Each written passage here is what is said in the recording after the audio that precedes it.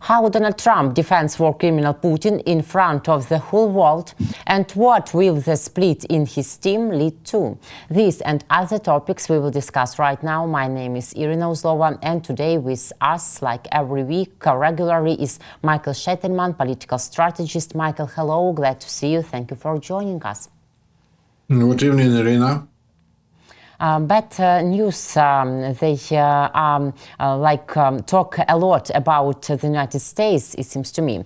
The United States has told a group of 7 allies it won't endorse a statement condemning Russia's deadliest attack on Ukraine this year because it wants to keep negotiations with Moscow on track, according to a new publication of Bloomberg. Russia fired 2 short-range ballistic missiles, including one equipped with cluster munitions at Ukraine's northeastern city of Sumy on Palm Sunday morning as Ukrainians attended church services. At least 35 people were killed and 119 injured in this attack, including children. President Vladimir Zelensky said. President Donald Trump's administration told allies it couldn't sign the statement denouncing the attack as it is working to preserve the space to negotiate peace, according to people familiar with diplomatic correspondence, as meetings continue between the White House and the Kremlin. Canada, which holds the G7 presidency this year, told allies that without US endorsement, it would be impossible to go ahead with the statement, according to the same people. The US Embassy in London declined to comment. The White House, US National Security Council and Canadian government didn't immediately respond to Bloomberg News' request for comment. Michael, does Trump really think that turning a blind eye to Putin's murder of Ukrainian people and Ukrainian children will persuade him to negotiate? After all, this attack is one of many proofs that Putin is ready to continue killing us and continue his war.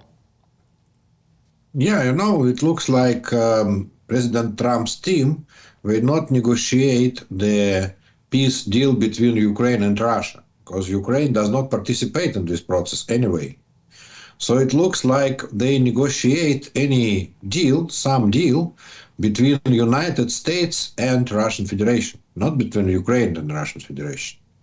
And by the way, the special envoy, Mr. Witkoff, when he speaks about the potential deal, he speaks about deal between US and Russian Federation. And when we put it aside, the relationship between Ukraine and Russia, and when we will speak about relationship between Russian Federation and US, so obviously, that is a good idea not to put any pressure on Russian Federation, not to mention any war criminals of Russian Federation, not to mention that Putin is war criminal, president of Russian Federation is war criminal, And this is a good tactics and good strategy in this case. So I hesitate after these decisions and after a lot of Mr. Trump comments, I very hesitate that they speak anyway about peace between Ukraine and Russia. So why not? So why not to cancel any pressure on Russian Federation in this case? But such decisions, to my humble opinion, by Trump show him as a weak player for the whole world, for the Putin, for the China. No, it depends on the goals of his negotiation process. We think, traditionally, we were persuaded that his goal is to stop war between Russia and Ukraine, and somehow to press Russia for following the international law, for example, about territories and about other points. But now it doesn't look like that. And all the rhetorics, all the speeches of Mr. Witkoff, who is now obviously responsible for all of this process, it is absolutely against these ideas. It is for ideas of which business we could do with Russian Federation. Yesterday he gave an interview about this meeting, which we saw now on the screen, about this meeting between Mr. Witkoff and President Putin. And Mr. Witkoff said that we are on the good way towards towards development of business projects between Russian Federation and United States. He didn't say we paved the way for withdrawal of Russian troops from Ukrainian territory, or we are on the good way to payment by Russian Federation of reparation to Ukraine. No, he didn't said that. He didn't say that absolutely. He said we are on the good way for making business with Russian Federation. And what we know now from different sources, that his idea is to give to Russian Federation Ukrainian regions, 5 Ukrainian regions, Crimea Peninsula and Kherson, Zaporizhia, Donetsk and Lugansk districts. And this is his idea. And it was reported by Reuters that Mr. Witkoff sent this message to President Trump, that this is the what President Putin wants, and this is his condition for the end of the war. And his recommendation of Mr. Witkoff, he didn't say it openly, but more or less he says that his recommendation is recognize these regions as a part of Russian Federation. But what situation we will receive in this case? That United States will recognize some Ukrainian territories as part of Russian Federation. But nobody else in the world will not recognize these territories as part of Russian Federation. Maybe some Ethiopia or somebody in Nicaragua or some other, no, I'm sorry about Ethiopia is not partner of Russian Federation. Eritrea, I was mistaken. Yeah, Eritrea or Nicaragua or Belarus, for example, we could recognize these territories as part of Russian Federation. But nobody in first world, nobody in of civilized countries, not Europe, not Australia, Japan or anybody else. And absolutely sure not Ukraine. So in this case, Russia and United States, they will make a new union about this year, a new union against Ukraine and against Europe. And they will make some business, I don't know, they will manage, I believe they are speaking about managed together Russian gas manufacturing, Gazprom, and there were rumors about offer by Mr. Putin to give Gazprom to Americans for American management. This is also the possibility. But in this case, we will not have any peace in Ukraine. Russia will continue war against Ukraine, but America will not have any problem with Russian Federation. And this, it looks like a goal of Mr. Trump, of Trump administration right now. Just it looks like that right now. Yes, Michael, you are quite right that no one in their right mind will never recognize these territories as Russian territories, exactly Ukraine, and we will never give up these territories. And freezing the war won't stop Putin. Everybody understands it too. And you know, that article by Reuters, which you mentioned about, was published last week, yes, after visiting United States of America by special envoy of Putin, Kirill Dmitriev, and his meeting with Steve Witkoff, even before the third visiting of Steve Witkoff, Trump's special envoy to Moscow. And then again, today, in that interview in Fox News, you are mentioned about it. He again talked about these 5 territories and even didn't detailized about which territories he's talking about. But the Wall Street Journal tell us that there are different groups now around Donald Trump. And for example, Marco Rubio, the State Secretary of the USA, and Kellogg, special envoy of Donald Trump in Ukrainian question, they are on another side, and they try show Trump that he must be not weak like he now demonstrates himself against Putin, that he should be more confident. But is Witkoff really more convincing for Trump? Which opinion, which thoughts are more useful for Donald Trump? By the way, Mr. Witkoff mentioned that in his previous interview with Tucker Carlson, he mentioned which regions he is speaking about, and he never called that Ukrainian territories. He said territories, 5 territories, like it is nobody's territories, but this is Ukrainian territories, obviously. Speaking about this Wall Street Journal material, well, this couple of guys, I mean, Kit Kellogg and Marco Rubio. State Secretary Rubio, they also openly support the idea of pushing Putin pressure on Russian Federation and personally on Putin. And for example, Kit Kellogg, when he started just on his position as special envoy, he was a special envoy for Russian-Ukrainian war. Now he is only special envoy for Ukraine. But at the beginning of his political career, he was special envoy for Russian-Ukrainian war. And he said that his goal in this negotiation is to withdraw Russian troops from part of the occupied territories. And he said that nobody will recognize any territory. And he said that the idea of America is not to recall any sanctions before Russia withdraw all the troops from all the occupied territories. Mr. Rubio, for example, he said just a couple of weeks ago, he said that we have a deadline for Putin, a deadline for ceasefire, and this deadline is not months but weeks. So obviously the deadline of Mr. Rubio ends at the end of this month, like the deadline which Mr. President Trump also put on Putin.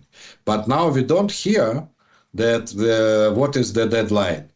But we remember, and all the media remembers, that President Trump it was on March 30 or 29th, depends on we measure it by American time or European time, so 13th or 29th, he said that President Putin have 1 month to stop a war.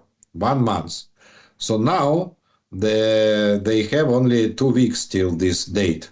And President Trump promised that he will put the new sanctions on Russian Federation, and he will put the tariffs on each country who trade Russian oil. So the deadline is just in 2 weeks. And now I will ask very rhetorical questions. If we believe in that now or not, if it looks like in a couple of weeks, President Trump will put the sanctions against Russian oil, the total sanctions against Russian oil. My answer for this rhetorical question, it doesn't look like that. It doesn't look like that right now. So obviously now, Mr. President Trump, his position is position of Mr. Witkoff more than position of Kit Kellogg and Mr. State Secretary Rubio. And I also think why? Because Mr. Witkoff is not, we can't call him official. We can't call him official. He never received any salary for his job. He's just friend of Mr. Trump. And Mr. Trump personally appointed him as a special envoy for Middle East. Middle East, not Russian Federation. So all of his meetings with Mr. Putin looks like the private initiative. And he is not special envoy to Russia. He's special envoy to Middle East. And it is not obvious what is his position when he is in Russia. And Mr. Witkoff last time, on Friday, he was in Russian Federation in St. Petersburg. He moved through the city of St. Petersburg, not in the car of American embassy, which is official vehicle by protocol of White House officials. But he moved through St. Petersburg in the car of Russian Federation, with Russian Federation plate, and this plate, it is a plate of not only Russian plate with Russian flag, but this is also a flag of FSB, of like KGB, of Russian KGB. So he was in the car which was owned by Russian intelligence services. And obviously during this journey, they scanned his phone, etc., etc., etc. So he looks like special envoy of Mr. Putin and not of Mr. Trump when he moved through the city on the Russian car and not on the American car, not a car of American embassy.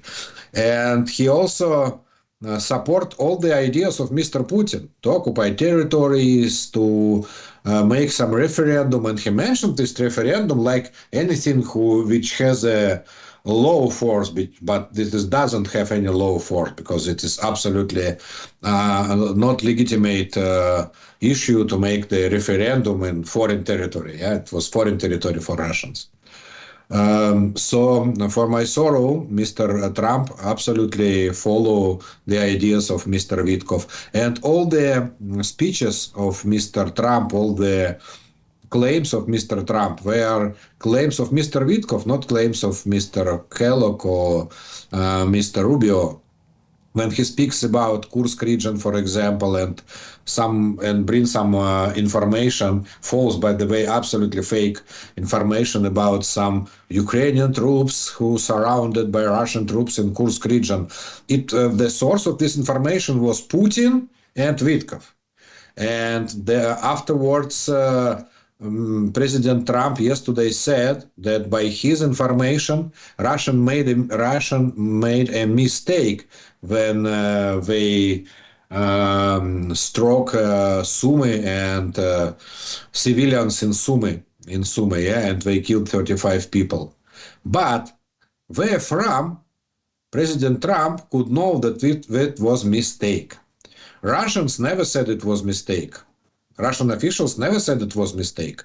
They said, yeah, we wanted that. We wanted to strike Sumy, yes.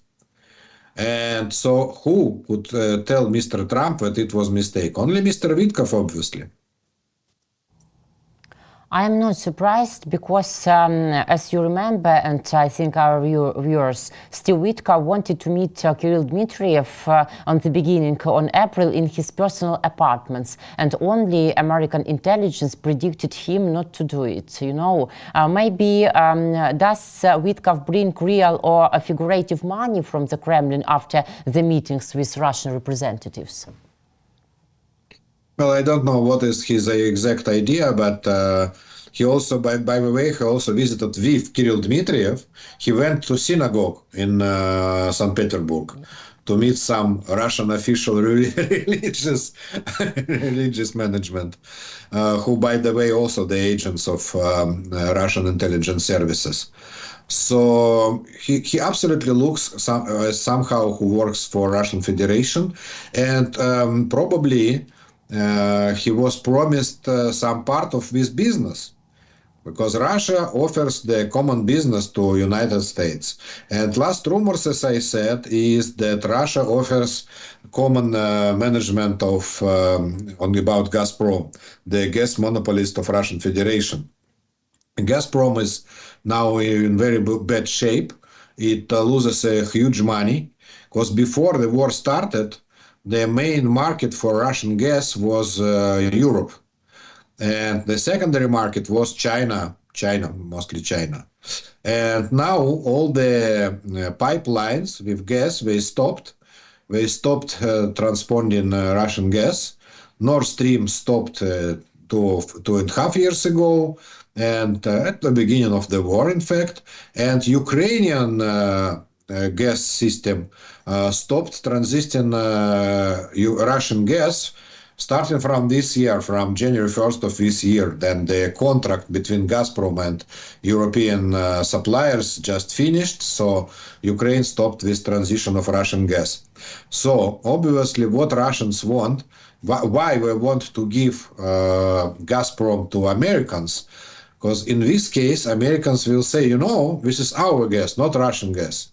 And will say Europeans, just buy our American gas from Siberia through this Nord Stream and from Nord Stream 2. And they are, by the way, they are the also the pipeline which goes through Ukraine, because Americans will also want Ukrainian pipeline to get to American, to get it as American business. And they will supply Europe with Russian gas with the name American gas. This is the general plan of Mr. Putin and with Kirill Dmitriev. And Mr. Witkoff, as somebody who doesn't get any money for his job, as he said in interview with Tucker Carlson, probably he believes that he could get some role in this project, let's say. To confirm your words and thoughts, almost in unison with Steve Witkoff, the director of the Foreign Intelligence Service of the aggressor country Russia, Sergei Narishkin, while on a visit to Belarus, named the conditions for a possible peaceful settlement that would end the invasion of Ukraine. And wow, there they are again. Demilitarization, denazification, and where would we be without it? A non-nuclear, neutral status for Ukraine. The Kremlin will also insist on the abolition of all discriminatory laws that, according to Narishkin, were adopted in Ukraine after 2014. He also began to stamp his foot and threatened that Poland and the Baltics will be the first to suffer in the event of NATO aggression against the Union state Belarus. And let someone say us after this that Witkoff and Russian propaganda are far from each other, and what do these messages signal about? Well, I believe that they work together now, Putin's team and Mr. Witkoff. They're one team, so obviously they translate simultaneously the same messages. And we heard exactly from Mr. Witkoff, especially in his interview to Tucker Carlson, exactly all the Russian messages, the same messages like from Mr. Putin. So now we are in very, very important point. Because obviously Ukraine will never agree to these conditions. That is absolutely obvious. And you know, we're now in such a very strange status, like we have a ceasefire on energy objects, as you know, during last couple of weeks. But also this ceasefire agreement is not the real agreement. It is just agreement between Russian Federation and US and separate agreement between Ukraine and US. But the conditions of these two agreements were different. They're absolutely different. And because Russians published their conditions and Ukraine published our conditions. And these conditions will not fit one another. So this is the reason why Russians says, but Ukrainian not follow the ceasefire. And Ukraine also says Russia does not follow the ceasefire conditions because we don't have common conditions. The same situation now, by the way, in each point where Mr. Witkoff works, it is the same situation. Except of Russian-Ukrainian war, he also wants to stop war between Iran and Israel. And he also makes his efforts. And he also organized a negotiation between US and Iran in Oman last weekend. But again, it was not negotiation between US and Iran. There were negotiation between US and Oman and Iran and Oman. So this is very difficult to get to any agreement when you don't negotiate directly. And this is his style, obviously. So I believe at the finish of his efforts, we also will receive two peace deals. One peace deal between US and Ukraine, and absolutely another one between US and Russian Federation. For example, in peace deal between US and Russian Federation, could be written that the Americans, they recognize this and this and these regions as Russian regions. But in our agreement will be not written the same, yeah? So Ukraine will not recognize that. And it will bring just for more and more and more legal turmoil on the international area in this case, and also in our war, because, for example, Russians want to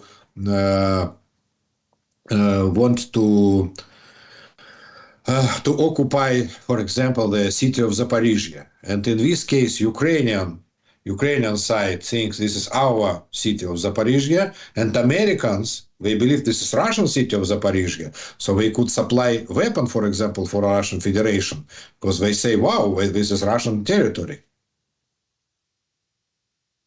Yes, Michael, we see that a lot of functions of Steve Witkoff and a lot of dark sides by his steps on the Middle East about Ukrainian war question.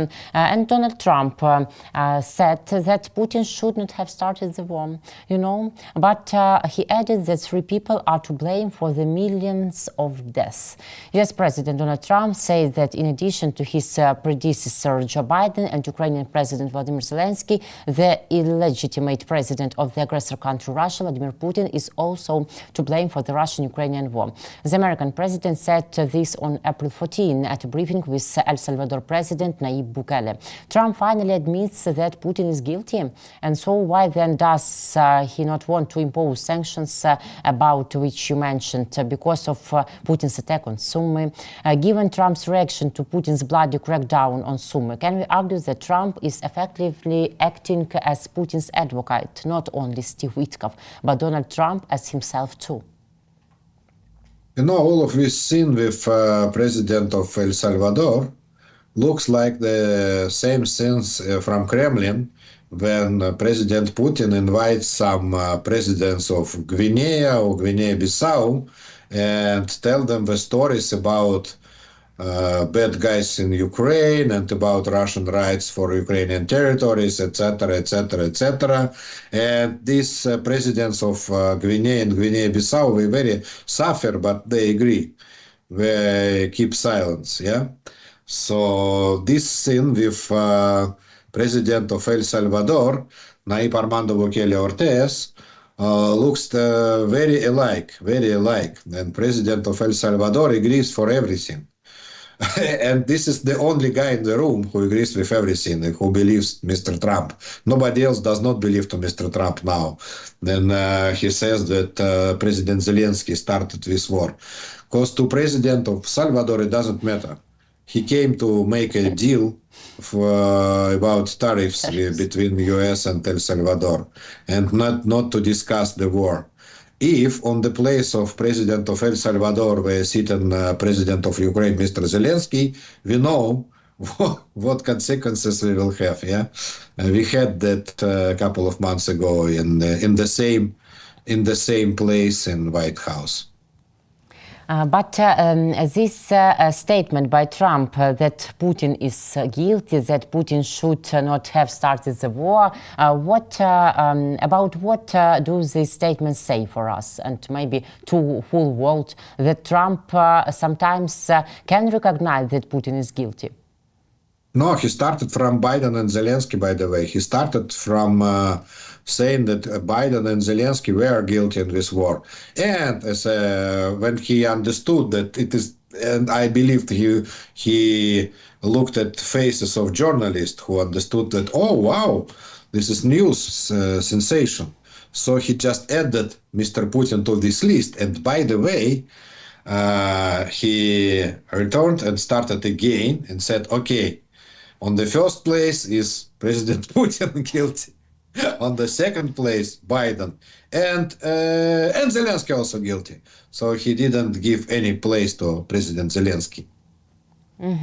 Understand, clear, as we see. Michael, I thought about such next question these days, and really I was thinking, I can tell such, that when military and political observers now claim that Putin is allowing himself much more targeted strikes against civilians because it is part of his new strategy and without any sanctions by Trump's administration, yes, what do they mean about this new strategy? To force Ukraine to surrender through terror, but this strategy has long since failed. We saw it, we have seen it for these years. It is not a new strategy, but this is the new opportunities for Mr. Putin. His strategy is to disrupt Ukrainian nation totally. His goal is genocide of Ukrainian nation. And they almost openly say that. And by the way, his predecessor, President Medvedev of Russian Federation, he said that we will kill each Ukrainian. We will kill each Ukrainian, each one. Nobody will survive. This is the quote from former president of Russian Federation, Mr. Medvedev, who, by the way, now right-hand man of Mr. Putin and his deputy in Security Council of Russian Federation. So this is the goal of Russian Federation, to kill each Ukrainian, absolutely. But before President Trump came to power, it was very difficult, because after each strike against civilian people, United States put the new sanctions, and very painful sanctions against Russian Federation. And also European Union put the new sanctions and painful sanctions against Russian economy. So it was the only limit for Mr. Putin. He wanted to kill how much more civil people and children especially, because he is kidnapper, as you know, by the international law. He is a very famous kidnapper, Mr. Putin. But he couldn't do that. He couldn't do that because of this limitation. And now he doesn't have this limit. As you see, United States, they don't put any new sanctions. And President Trump openly said, and he was asked on the same press conference with President of El Salvador, do you put the new sanctions on Russian Federation? He said, no. I have the sanctions against Russian Federation. I put them against the Nord Stream 2. And he's right. He put the sanctions 6 years ago. 6 years ago in his first term. So in his opinion, during the last 6 years, President Putin and Russian Federation didn't do anything which was the new sanctions. Michael, thank you very much for this conversation, for your thoughts and opinion, and for your time. Sure. See you next week. Take care. Thank you. Bye, Irina. Michael Sheitelman, political strategist. My name is Irina Uzlova. Guys, thank you for joining us, for viewing.